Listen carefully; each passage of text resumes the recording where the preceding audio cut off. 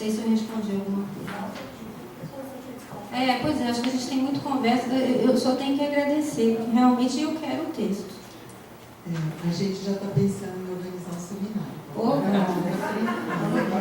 assim, é muito motivador essa discussão. Tem muita coisa. Obrigada, Paola. Então, agora a professora Norma Lacerda, que é professora do Departamento de Arquitetura e Urbanismo da Federal de Pernambuco. Obrigada. Obrigada, Ana. Bem, bom dia a todos. Eu me sinto mais do que honrada de estar aqui na defesa de Paola para exatamente a progressão do grau de professor associado de titular e junto com a colega Estela, a Cibele, a Margarete e a Ana também. Bom, e eu sinto agradecida, enormemente agradecida, para ler uma tese que oferece uma extraordinária contribuição, que extrapola e muito a vida acadêmica, que torna-se algo para ser fruído, aproveitado, contemplado. Algo que, então, inspira, que nos faz pensar e repensar trajetórias, caminhos, alternativas de pensamento, do conhecimento, do ensino e, por que não, da própria vida. Vocês vão ver na minha fala que esta tese me tocou particularmente. Trata-se de um notável esforço teórico de Paola, um juntar de pensamentos, muitos deles adormecidos, perdidos no tempo. Com habilidade, Paola os acordou, os costurou, com certeza descosturou, e ela fez exatamente isso, e voltou a costurar. Uma cesura, portanto um zigue-zague, termo deleuziano, para revelar que esses pensamentos, como são os bons pensamentos, eles jamais estão vencidos. Solicitam nosso olhar, nossa atenção, especialmente, abro aspas, palavras de Paola, momento de perigo que passamos a testemunhar em nosso presente, no Brasil e no mundo de hoje. Estamos, sim, Paola, em perigo. E é preciso dizer que foi sobre esse signo de alerta, registrado logo na introdução, que adentrei no trabalho de Paola. A leitura da tese teve, como eu já anunciei, um enorme significado para a minha vida particular, pessoal e acadêmica. E aí é importante esclarecer que eu desconheço parte importante das referências utilizadas por Paola. Já li trabalhos de Guedes, de Walter Benjamin, de Deleuze, mas não sou uma estudiosa de seus respectivos pensamentos. Por exemplo, Paola, eu nunca li nada de Varro, né? Eu fui apresentada assim, já tinha ouvido falar de nome, mas nunca fui realmente. E por isso eu não tenho aqui a capacidade de arguir como a nossa reconhecida geógrafa Estela e provavelmente historiadora, e provavelmente das professoras Ana, Margarete e Cibele. E daí vem, como eu nunca não fui apresentada, não tive a oportunidade de ler alguns desses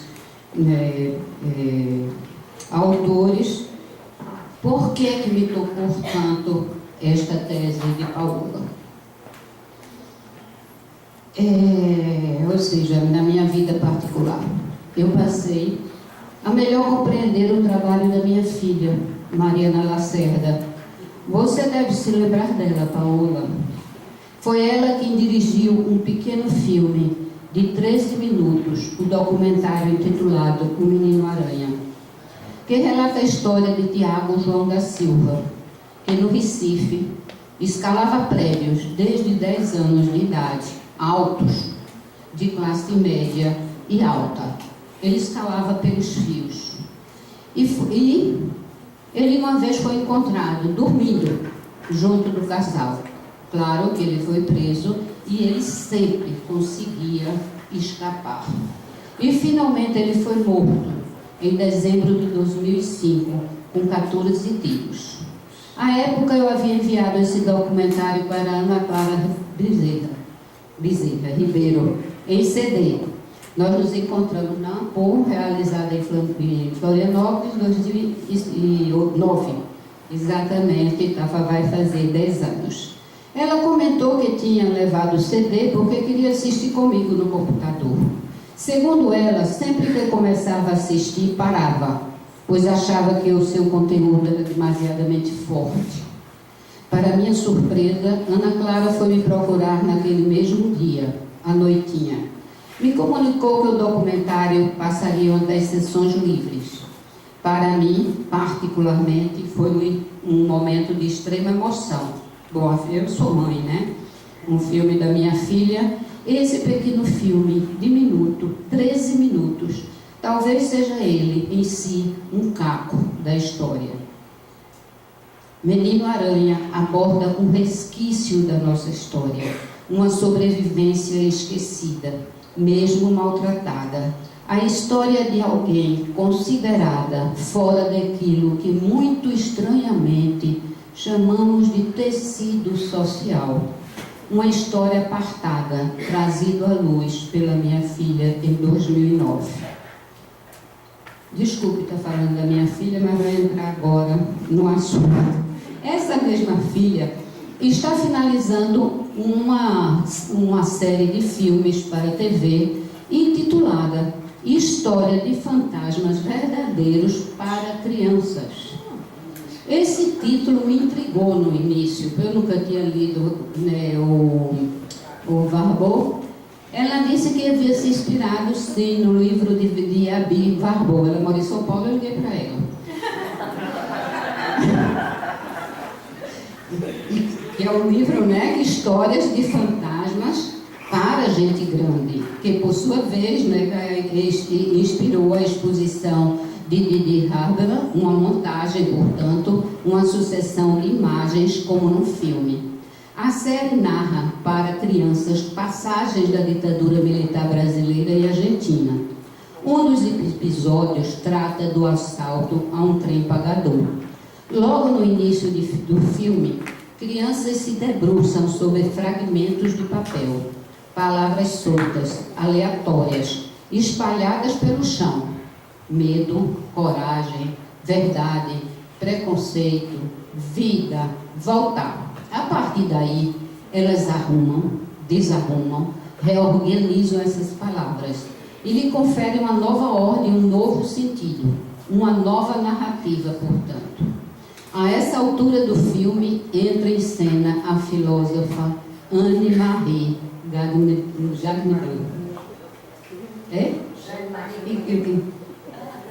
Uma das suas referências bibliográficas. Ela começa a brincar, juntar, remontar, conversar com as crianças, introduzindo ideias sobre trauma, esquecimento, verdade e mentira, memória.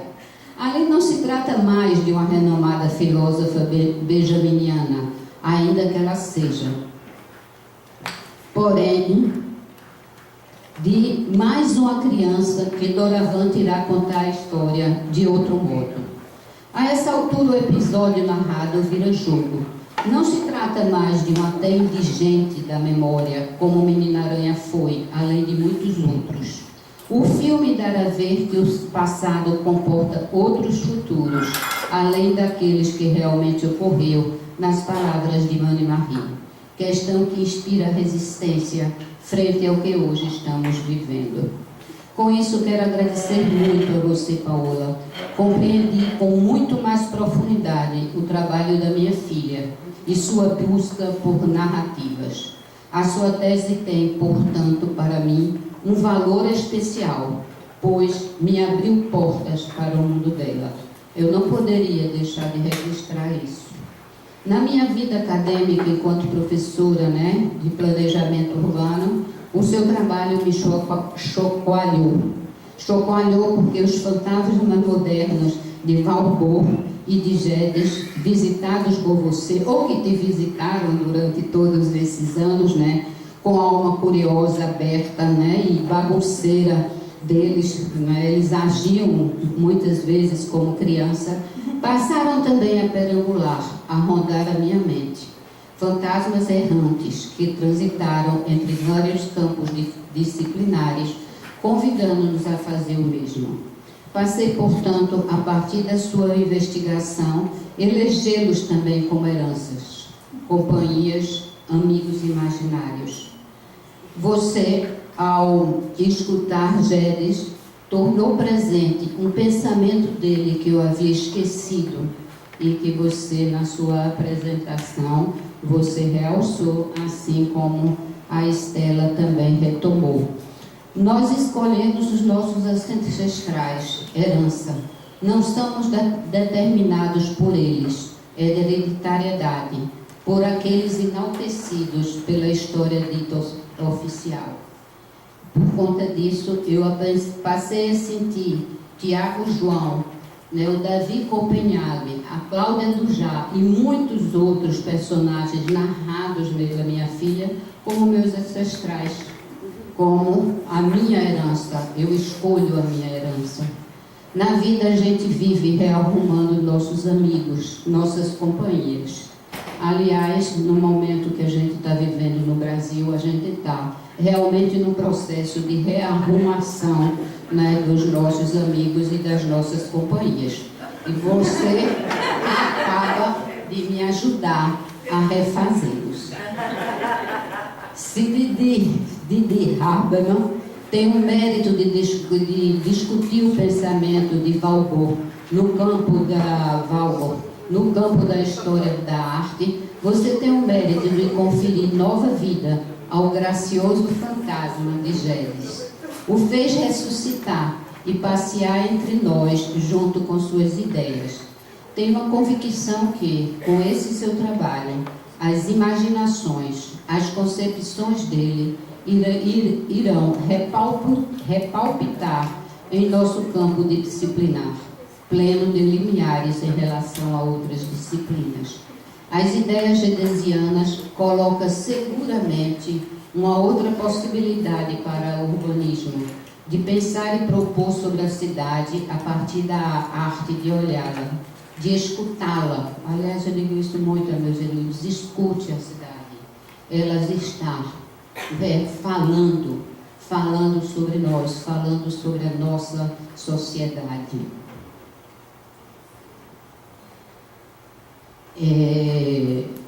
De escutá-la em busca de sua verdadeira personalidade, das suas sobrevivências, sobretudo daquelas mais, abro aspas, inconvenientes, insalubres e feias. Fecho aspas, a palavra de Paola. A ideia dele de herança, enquanto aplicada ao urbanismo, tem o mérito de fazer emergir uma importante distinção entre a preservação do patrimônio construído e a conservação, porquanto esta última está muito mais preocupada com a memória da coletividade do que com a sua materialidade, o que implica reconhecer muitas dessas inconveniências como áreas de conservação a serem requalificadas. Memória, como cultura coletiva, leva a considerar o habitat como um ato cultural, por compreender uma totalidade complexa feita de normas, hábitos, repertórios, ações e representações de seus habitantes enquanto membro de uma determinada comunidade. Muitos de nós, de planejadores urbanos, ensinamos isso aos nossos alunos.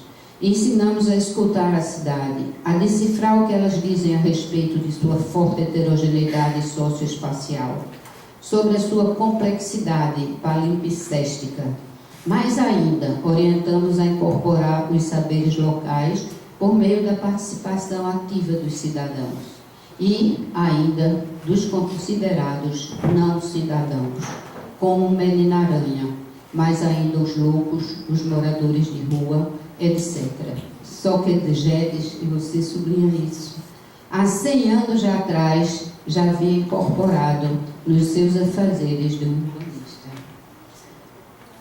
E realmente o urbanismo demasiadamente impregnado pelos cânones racionalistas Só ensaiou a experiência de participação, como você adotou, nos anos de 1960, no Brasil, sobretudo no após-Constituição de 88.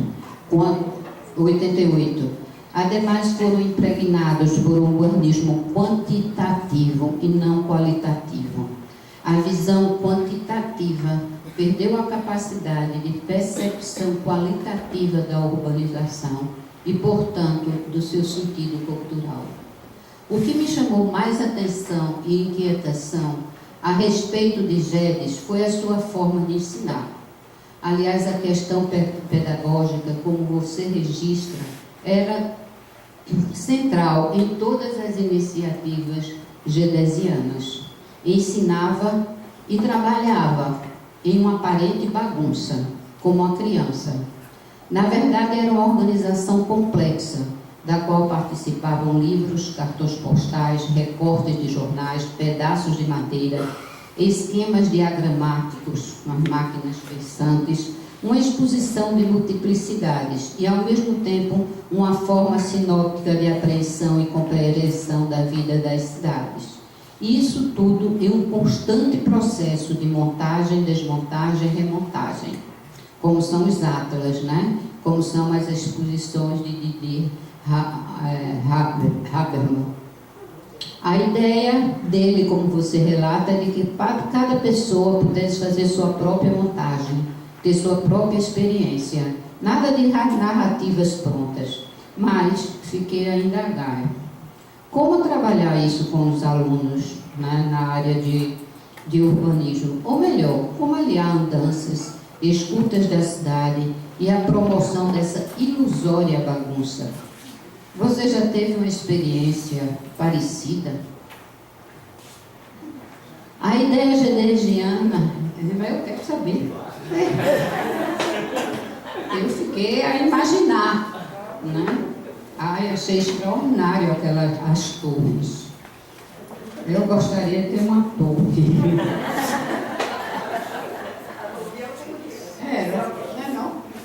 A próxima cor em Natal.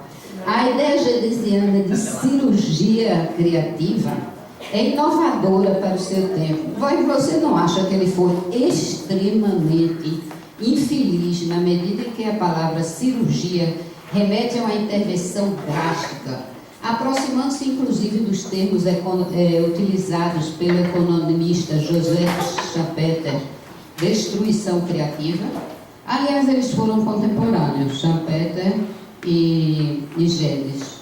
Essa expressão schumpeteriana vem sendo bastante utilizada por aqueles que investigam o setor imobiliário privado, que no caso brasileiro tem sido responsável pela destruição sistemática das cidades para ofertar novas formas de morar.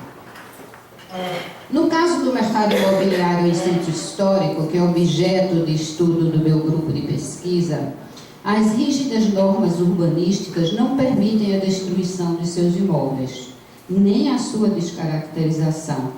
Diante do retorno do interesse do capital por esses centros, impulsionado por políticas públicas de reabilitação, revitalização, nós consideramos adequado intitular as ações de recuperação desses imóveis, reconhecido pelos seus valores históricos e culturais, de conservação inovadora do bem patrimonial. Ou seja, você não pode descaracterizar, você não pode destruir, né? Então, mas você tem que adaptar para as atividades contemporâneas.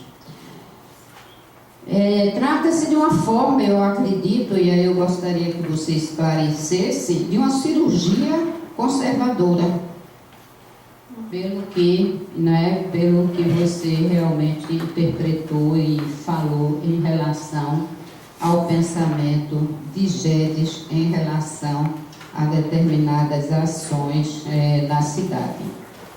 Bom, estou quase terminando. A sua busca de reivindicar a herança selvagem ou antropófaga, ou seja, outras formas de pensar, alternativas ao pensamento científico, tecnicista e positivista, oferece uma outra notável contribuição, Paula. Você nos apresenta outros fantasmas, fantasmas loucos, fantasmas gays, fantasmas atordoados, passando por Levi Strauss, Oswaldo de Andrade, Hélio Oiticica, além de muitos outros. Fantasmas que, como você anota, assombram o pensamento dito civilizado. Tem a virtude de fomentar em nós o pensamento selvagem, aquele que não se domestica, que busca descobrir, como lembra o Oiticica, registrado por você a propósito das favelas do Rio de Janeiro, a impureza fundamental de todas as culturas e vê-las como potência crítica e criativa, ensinamento extraordinário para nós planejadores.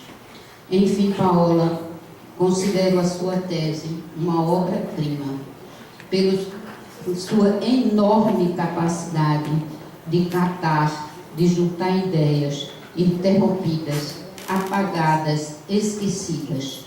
Uma coleção, portanto, você montou, voltou a desmontar, para enfim montar outra vez esta obra-prima. Você, como fez os seus fantasmas, que doravante também são meus, abriu uma brecha no tempo, nos encorajou diante desse momento perigo brasileiro. Obrigada, Paola, por nos ofertar esta escrita, este testemunho, esta colagem, enfim, esta tese.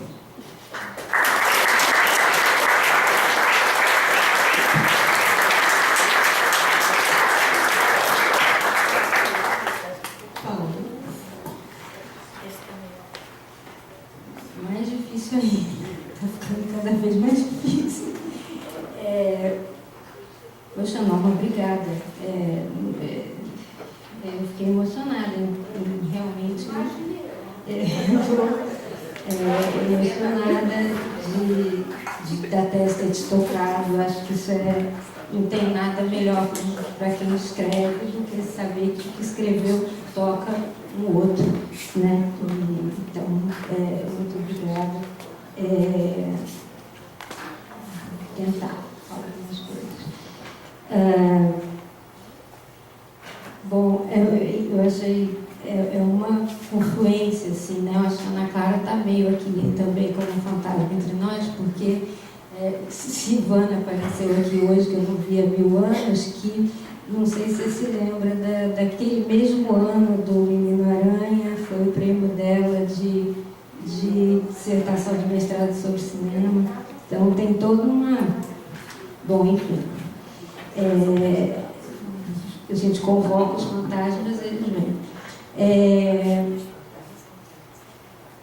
História de fantasmas, Jeanne-Marie, busca de narrativas, a questão do planejamento urbano e o Guedes, que escolho como herança e que você acha que eu consegui, foi a minha tentativa, trazer ele um pouco de volta, né?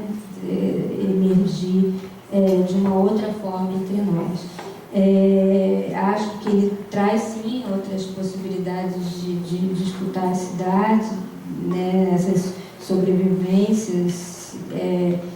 E com relação à discussão patrimonial, eu concordo plenamente com a sua crítica com o termo cirurgia, mas eu acho que a gente tem que entender aquele momento dele, né? E ele coloca cirurgia conservadora, já é para friccionar, e a gente tem que entender que naquele momento ele estava naquela briga na Índia contra os colonizadores britânicos higienistas, né? Então eu acho que quando ele coloca a cirurgia é meio para tentar ver se passa, né? Acho que tem uma tática ali, um desvio, para depois mostrar que o que ele queria de fato era uma atenção àquelas culturas locais que estavam sendo sistematicamente removidas pelos colonizadores britânicos, né? Então, e ele nesse, eu acho que o mais interessante do papel dele é exatamente esse, que ele está naquele meio termo, né? Ele também é escocês, ele também está ali, ele também, né, fica tentando gingar com aquela posição que ele tinha, mas enfrentando o tempo todo os engenheiros, higienistas, colonizadores que queriam simplesmente botar tudo abaixo e fazer uma nova Inglaterra na Índia. Então, eu acho que essa cirurgia conservadora, e aí eu acho que a ideia da conservação inovadora realmente é muito próximo. É muito próximo. Com relação à questão pedagógica, é muito impressionante nisso, porque não sei se deu para ver aí, tem uma foto dessas summer schools dele, eram majoritariamente mulheres, né, que as mulheres não tinham ingresso na universidade naquele momento, então eram majoritariamente mulheres nas oficinas, e aquelas mulheres todas vestidas de longo chapéu, andando pela rua, derivando, para dizer um termo situacionista, pelas ruas de Edimburgo, naquele momento, 1890 e pouco. Discutir essa vontade, porque era de tudo misturado. Era tudo Entendeu? Era tudo misturado. Que ficou assim, como fazer? Mas Imaginando os estudantes com índio, com escravo, com uma prisão, com Bolsonaro, eu acho que a gente pode até... Mas coloca tudo na mesa e vê o que sai, irmão. É assim mesmo, é na mistura e na bagunça. Mas exercite para você ver. Se você quiser participar de algum exercício nosso, porque eu faço isso sempre aqui. Mas porque é algo dali, exatamente do confronto, que algum outro nexo emerge. E emerge mesmo, né? Isso normalmente funciona dessa forma. Mas a gente não sabe o que vai emergir, né? Pode emergir várias coisas. Mas eu posso te passar das experiências nossas que a gente fez. Porque, na verdade, antes de falar da montagem, a gente praticou muito tempo, né? Eu demorei muito para escrever sobre isso. A prática é bem anterior, né, desse exercício. Mas é isso, tentativa e erro, né? E não ter medo desse experimental, que eu acho que é um pouco que a Ana Clara também sempre, né, reforçava, de assumir os riscos e de aceitar os riscos e de tentar. E a questão do pensamento selvagem é um pouco isso também, é tentar um pensamento não domesticado, não, né, se questionar um pouco mais sobre isso. Mas muito obrigada mesmo. Assim, obrigada. Eu estava sem saber muito bem, pensando, nossa, novamente planejamento urbano, o que será que a norma vai achar dos meus loucos, dos meus fantasmas loucos atordoados. Muitíssimo obrigada.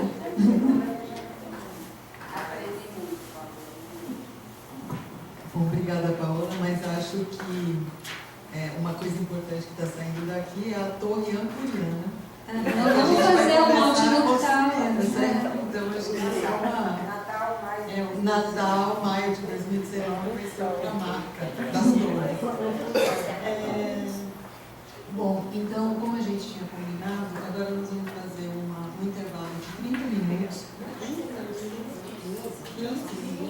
De 15 minutos. E a gente volta, então, para poder voltar a prestar atenção com mais rigor.